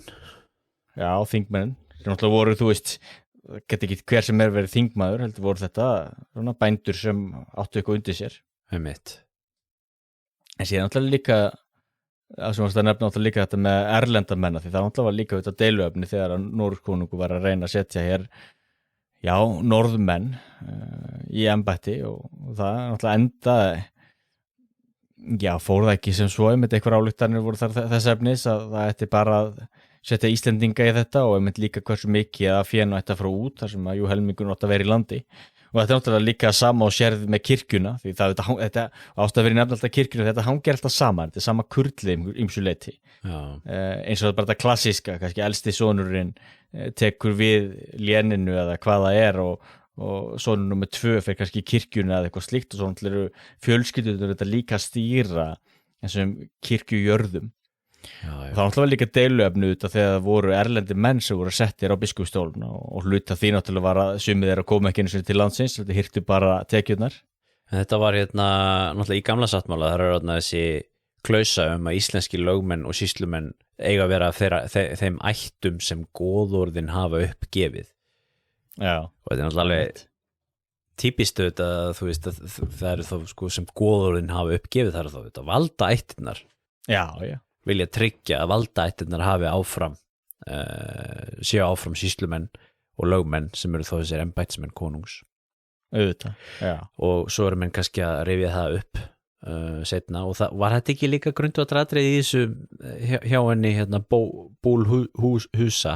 Bóhusa eða hvað hún hét Patricia Bullhosa heitir hún sem að skrifa gamla sáttmáli að sem benda á að mögulega gæti gamli sáttmáli verið sko fabrikasjón frá 15. öld af því að þeir eru að segja sko það er ekki lengur þannig að þessar gömlu valdaættir séu með sýslumannsembættin og við viljum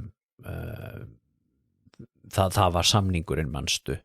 eða þannig á það að vera eða eitthvað líka. Jú, eitthvað slíkt. Já. Þessi kemur hirðstjórinn inn í þetta. Það er æðsta yfirvaldið á Íslandi. Hann kemur fyrst nefndu 1320, festist síðan í sessi svona og síðar hluta 14. aldar held ég, hirðstjórinn. Og það er þá svona æðsti yfirmaður konungs yfir öllu landinu og undir honum eru þá sýslumennirnir. Og hirðstjórinn þá líka foringi hirðarinnar sko. Það voru alls konar reglur í kringum þessa hirð sko. Já. Sem er til dæmis talað í hirðskrá sem er gömul miðaldaheimild sem eru farið yfir allt svona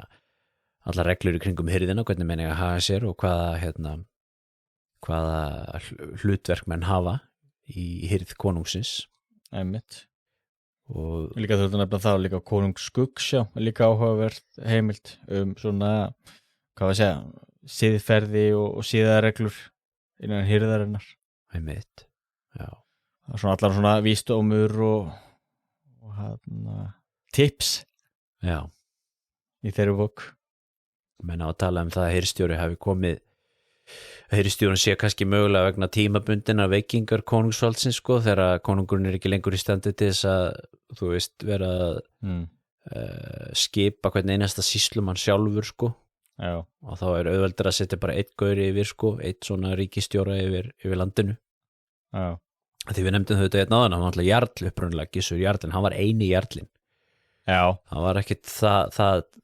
fyrirbæri dettur út sko, bara mjög fljótlega já. Að því ég ætlaði að benda á það líka og ástæðan fyrir því okkur það fyrirbæri dettur út þeirra því jarlarnir var alltaf svo mikil þeir voru alltaf svo mikil ógn við konungsvaldi já, einmitt það var svo margir jarlar sem einmitt gáttu nota það embætti til þess að einmitt laða að sér stuðning og síðan ógna konungsvaldinu og reynilega hrýtast á uppreisnum reyna að fella konunga þannig að þeir einmitt fjarlæðu það embætti einmitt þann titil svo setna meir þá fáum við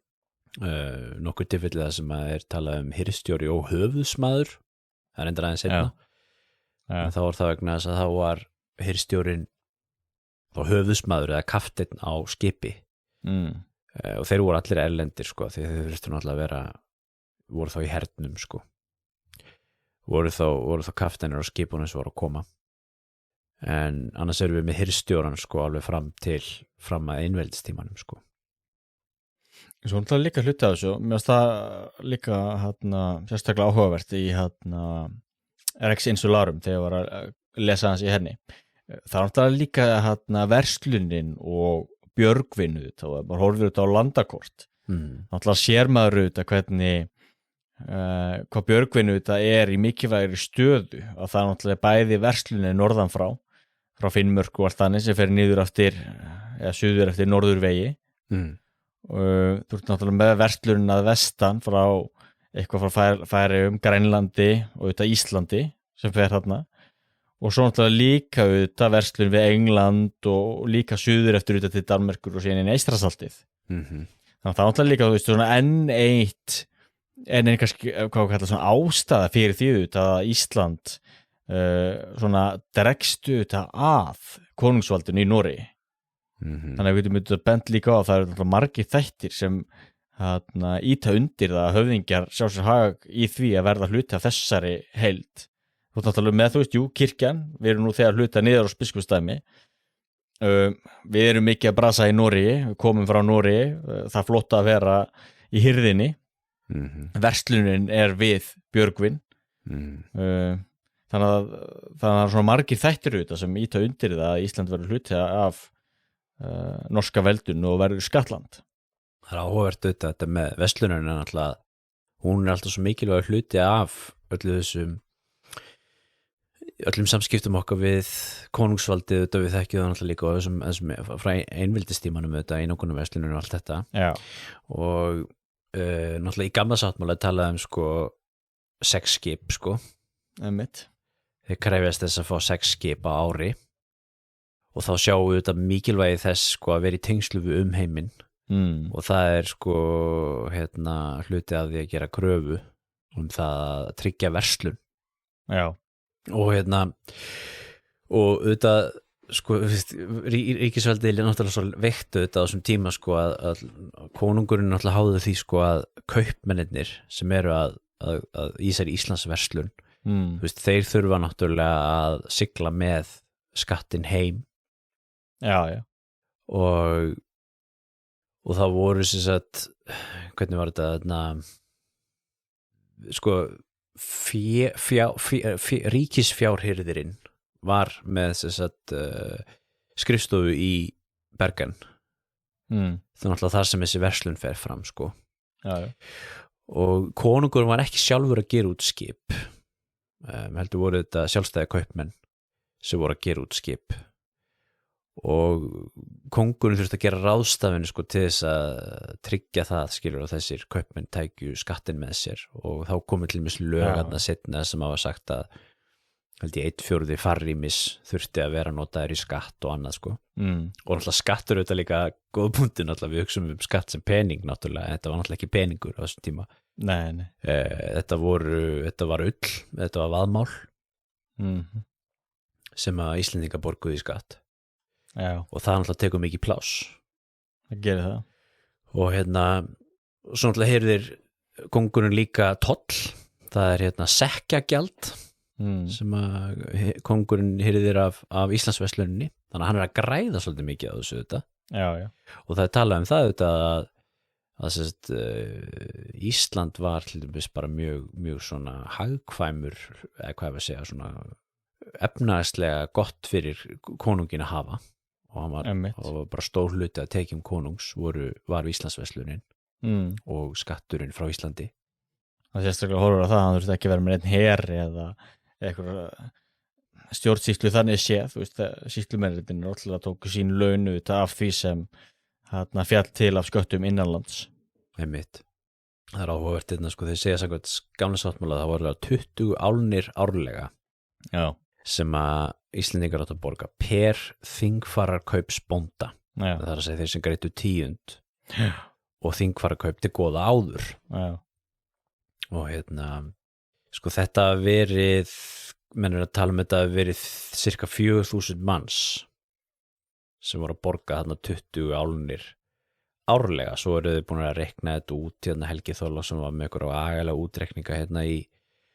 bókakafla sem hann skrifaði það sem hann segir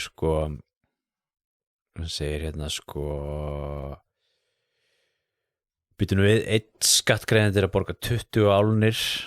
helmingurinn í því var sendur til Noregs fyrir 4.000 skattgreiðendur þá myndi þetta vera 40.000 álnir cirka 3 kíló fyrir skattgreiðenda sko. Þannig að þetta hefur verið þungt og svo segir hann það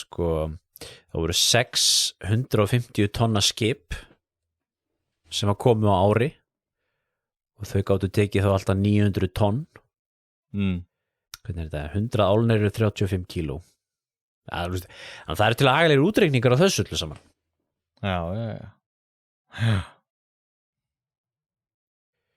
en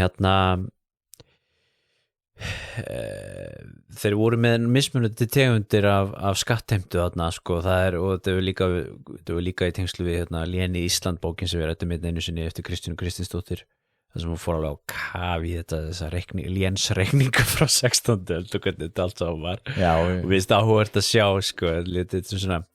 þetta var líka svona 13. og 14. öld sko, menn voru með þetta var annarkvort reikningslén eða leigulén og þú veist þetta eru svo sko reikningsléni þá fekk hirðstjórinn eða sýslumaðurinn sko sýsluna og þurfti að gera reikning eins og að sagt skilur gera bókhald fyrir útgjöldunum og senda og fekk síðan laun fyrir sko. Það var svona normal leiðins að gera þetta en síðast að vera með leigulénið sko. Og þá voru þessi svo kvöldu leiguhirðstjórar sem hafa verið nefndir stundum í þessari sögu þeir voru nokkrir sem að fengu þó allt landið með sköttum og skildum eins og orðað á leigu og þá þýtti það í rauninni bara það sko að sýslumaðurinn borgar konungi fasta upphæð en hirðir sko allan peningin þú veist allan skattinn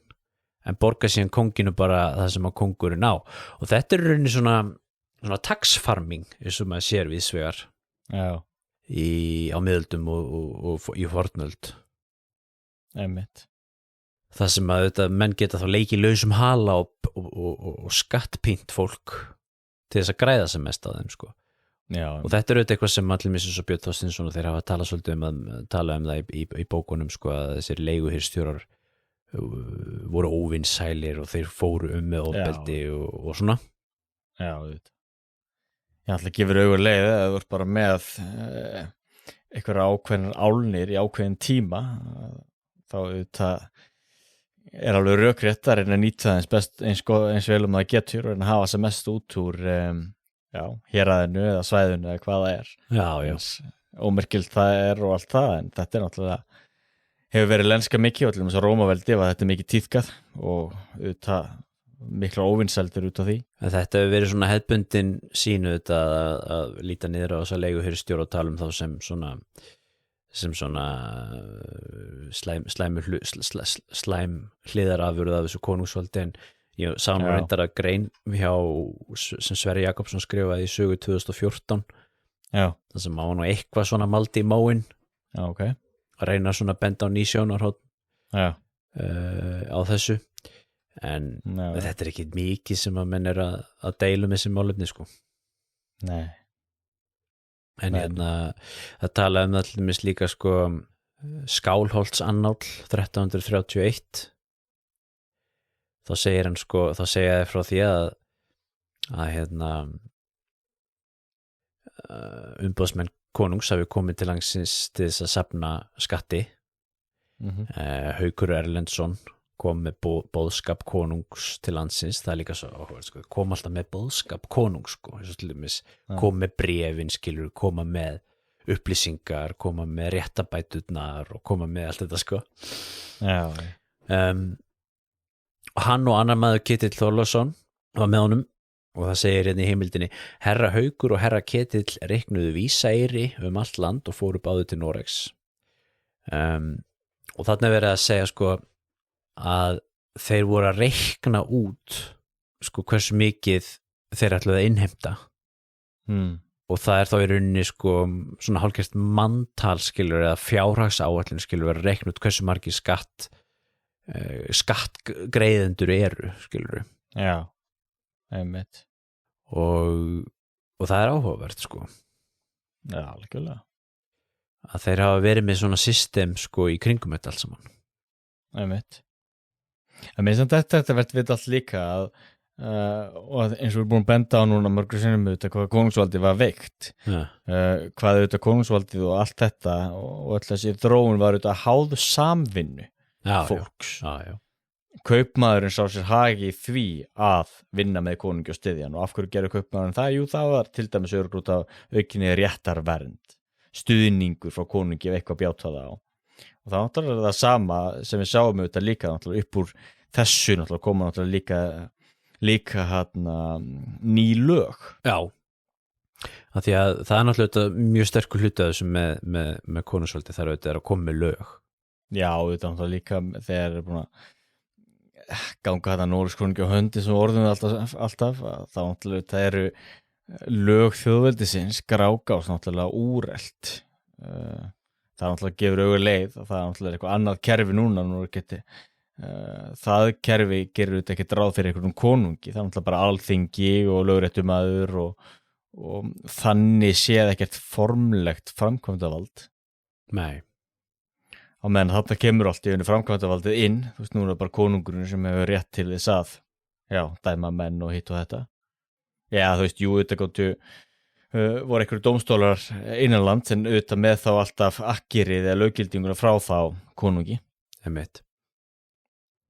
Þá sjáum við ekki með járnsíða þarna fyrst. Jú. Sem var nú ekki vinsæl. Járnsíða kemur 1271 og síðan er Jónsbók lögfest 1281. Já, hún var feiki vinsæl. Og það tók smá tíma að þú veist samþykja þetta. Já. Og það þarf auðvitað að sjá þetta auðvitað í samhengi við þarna Magnús Lagabæti sem er að koma með lögbók fyrir Noreg á sama tíma sem að þú veist Íslendingarnir fá þá sína sitt versjón af því. Einmitt. En hún er ekkert eitthvað bara, hún er ekkert kópí af norsku lögbókinni, hún er náttúrulega inspireruð að stórum hluta af henni en hún er líka byggð á Grágás og öðrum en kannski mest á þessari norsku lögbók, með ekki? Jú. Og það er náttúrulega miklu breytingar út fyrir Íslands samfélag þegar að lögin, innblásin og aðlöguðu þetta síðan að íslensku samfélagi en lögin eru samt að koma að utan. Já. Og þetta þurfa menn síðan á Íslandi að samþykkja lögin og þá náttúrulega sjáum við líka enn og aftur að þetta er ekkert bara þetta eru menn að bukta sig og beygja og gefa sig alfarið fyrir konungi heldur þetta mótið þetta náttúrulega samningsatriði. Já, en alltaf stór hluti að þessari sagnarritunum þetta er sko hvernig þeir voru að takast á þessa lögbókarna Íslendingarnir og það er mikið upp úr Árnasögu biskups. Já. Og mér skilst á þessu að þeir hafi verið mest sko ósammála en það sem kemur að þessum kristnirétti er það ekki? Ég bara þekki þetta ekki nú vel. Og ég held að það hafi verið eins sko í Noregi skilur að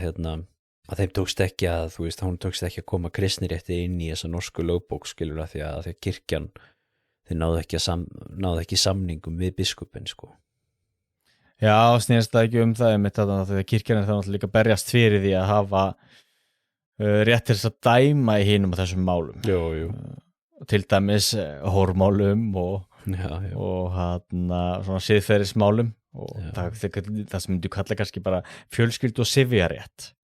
í okkar samtíma. Kirkjan náttúrulega barðist fyrir að hafa réttin til þess að dæma í þeim málum og svo náttúrulega líka ekki minnst, við erum líka að hafa það í huga. Kirkjan barðist alltaf fyrir því að hafa lögsögu yfir eigin mönnum. Þannig til dæmis að konungur geti ekki dæmt presta og munka og nunnur og slíkt. Og þetta náttúrulega mjög mikið verið að vega að takmörkuðu konungsvaldi. Og það náttúrulega var erfitt fyrir konunga að ætla að gefa sig alveg þar og veita kirkjunni slíkt sjálfræði. En þetta náttúrulega var hluti af þessum deilumálum sem alltaf á milli síðan kirkju og konungs í gegnum miðaldir. Þetta er náttúrulega áhugavert líka þetta samspil kirkju og konungsvalds. Því upphaflega er náttúrulega mikil samvinna af því þeir náttúrulega báðir sjá sér haga því eða báðar stofnanir sjá sér haga í því að styrkja hvor aðra og svo náttúrulega þegar báðar stofnanir eru rótgrónar og búin að styrkja sér töluvert að þá náttúrulega eru mismunandi hagsmunir og svo er oft deilur eins og bara hvað kallum við það? Skrúðsdeilan Skrýðingadeilan, já það er orðið sefurleit það sem snýrist náttúrulega bara það hver á að veita biskupum embætti til dæmis. Já. Að þið séu náttúrulega líka, er það sem samt líka sérstaklega áhört við þetta líka. Að það er náttúrulega ákveðum kostur við að vera með 2 stofnanir. Og þá við það að ef til dæmis konungsvaldi var að brjóta á þar, gástu leita að náðu kirkjunar og kirkjan gat aðstoða því. Gástu fengi voldugan biskup eða jafnvel páfan til þess að rétta hlutin. Og eins öfugt, ef kirkjan var að brjóta á okkur þá gástu leita að náður konungs. Og þetta er til dæmis ákveðin, við ætlum ekki að taka allt og djúpt í áruna, en við getum samt sagt að þetta sé kannski ákveðin réttarvernd sem síðan hverfur eftir siðaskiptinu og eftir að kirkjan er brotin og baka aftur. Það er svona bara með ríkisvaldið. Ok? Og allt fram á okkar daga, ef ríkisvaldið var að brjóta á þér, hvað gastu gert? Já, ekki neitt. Núna erum við með mannréttindadómstólun og þannig en það er samt af forsendum ríkisvaldsins. Já. En það er áhugaverður hluti því það er oft talað þessar deilur á miðöldum og það náttúrulega það var alveg kostir við það líka að vera með 2 svona stofnanir að þú varst ekki alveg jafn háður því að henni sterkur gera það sem henni sterkur geta og henni veiku þóla sem þurfa að þóla. Það er nú alveg raddir í nútímanum sem að vilja fá sjaria dómstóla og svona. Já, og ég er náttúrulega alls ekki að tala fyrir því að kirkjan eigi að hafa eigi að dæma í fjölskyldu og sifjarétti í dag, en og það er líka því miður með þróunin sumstaðar, til dæmis í Bretlandi er það þannig að ákveðin svona fjölskyldu réttir og það er eins í Svíþjóð taka þátti mið af trúarlegum lögum. En þá ertu náttúrulega bara að tala um muslimsamfélög, eða ekki? Nei, í Bretlandi og Svíþjóð í dag, fyrir múslima sem búa í þeim samfélögum með einhver svona fjölskyldumálum og einhver þannig. Þá er það þróunin. Já. Ja, það hefur verið svona í öðru samfélögum sem ottómönunum, Tyrkjum, það var þannig að það var mismunandi lög eftir í hvaða trúarflokki maður tilherði. Já. En hér er ég meira að hugsa bara um peningamál og deilur og þannig, það deila við kirkjunum einhver jarðeign og gastu fara til konungs og hann gæti kannski hjálpaður og eins öfugt, konungur er að hafa af þér eitthvað og gastu leita að náðu biskups. Já. En það er svona áhugaverður hluti af þessari miðaldasögu og náttúrulega þjórt með samfélag sem er með svona veikar stofnanir. Þetta er áhugavert með Jónsbók að það er talað að sú bók hafi þegar að loksins var búið að samþykja menn voru búin að koma sér saman hana þá var hún mjög, svo þú segir, mjög rótgróin og var grundvallar auðvitað lögbók á Íslandi náttúrulega bara alveg fram á bara hvenær var það bara fram á einveldistíman allavega sko. Já, hvað langt fram til og það er ennþá einhverju kablarúrunni í gildi einhverju örfá lög algjörlega og svo náttúrulega Hvalreka Hvalreka og svo sendi náttúrulega auðvitað konungurinn alltaf réttarbætur sem eru svona amendments við lögin sko og það stór hluti af þessum skjölum til dæmis eins og í fornbréfasafninu og svona sem að alltaf þess endalausu réttabætur sem að kóngurinn er alltaf að senda til Íslands það sem að vera að breyta og bæta lögin og þetta svona kemur náttúrulega auðvitað mjög stór hluti af þessu eflingu ríkisvalds auðvitað það er náttúrulega efling þess að koma með lög og svona og svo var náttúrulega auðvitað framkvæmt lögin líka menn voru hengdir eftir þeim og það var þá sýslumennirnir og hirðstjóri sem var bara ábyrgð á því, var það ekki? Jú og fyrir okkur sem náttúrulega finnst það vera svo sjálfsagður hlutur að ok, það er eitthvað eða eitthvað sem að breyta og bara breytir lögunum eða setur lög það er náttúrulega eitthvað sem var mjög framandi áður fyrir og það til dæmis á þjóðveldinu að setja lög nei, hugsunum var frekar að þú ert að rétta lögin það hefur verið eitthvað skólast til og lögin kannski er eitthvað slæma við þurfum að laga lögin og fara aftur til gömlu lagana og svo þetta í prósessinum þegar þetta er fyrst og fremst munnlega lög þá voru menn innan gæsalappa að setja ný lög og aðlaga lögin en sú hugmynd var ekki á pallborðinu og þú bara sest niður í æðastrákar núna þurfum við að breyta lögunum og setja hérna ný lög þá höfðu menn bara hrist höfuðið og nei við fylgjum gömlu góðu lögunum sem forfeður okkar gá okkur og við höldum þeim þannig að þessi er þetta náttúrulega grundvallar atriði og alveg bylting hvað varð réttafræðilega séð að allt í einu ertu þarna að koma með konung sem bara setur lög og jú, þetta gæti ekki sett hvaða lög sem var en þau veistu þetta að taka mið af hefðum og aðstæðum hverju sinni en engu að síður bara að þetta vald sé komið svona formlega og sé svona formlega hjá þessari stofnun þá, konungsvaldinu það er áhugavert það er gífurleg breyting Svo er áhugavert líka þegnngildi það sem að sko ef þú drepur þegn konungs þá ertu að borgunum þegnngildi, borga skuld fyrir það er mjög áhugavert og það er limsið eitt af þessu fáa sem við vitum grænlendinga þegar þeir gengust Noregs konungi hönd þá er talað það í heimildunum að þeir hafi fallist á að borga skatt og síðan að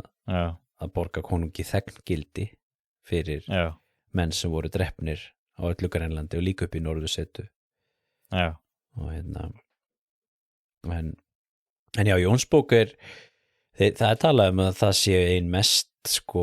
að hún hefur verið útbreiddasta bókin á Íslandi á bara öldum saman þetta hefur verið skrifað upp aftur og þetta hefur verið til á öllum betri heimilum þetta hefur verið mikið svona metnaðarmál fyrir merkilega menn að eiga Jónsbókar eintak hjá sér og svo náttúrulega þegar prentteknin kemur þá er þetta eitt af því fyrsta sem er prentað Jónsbókin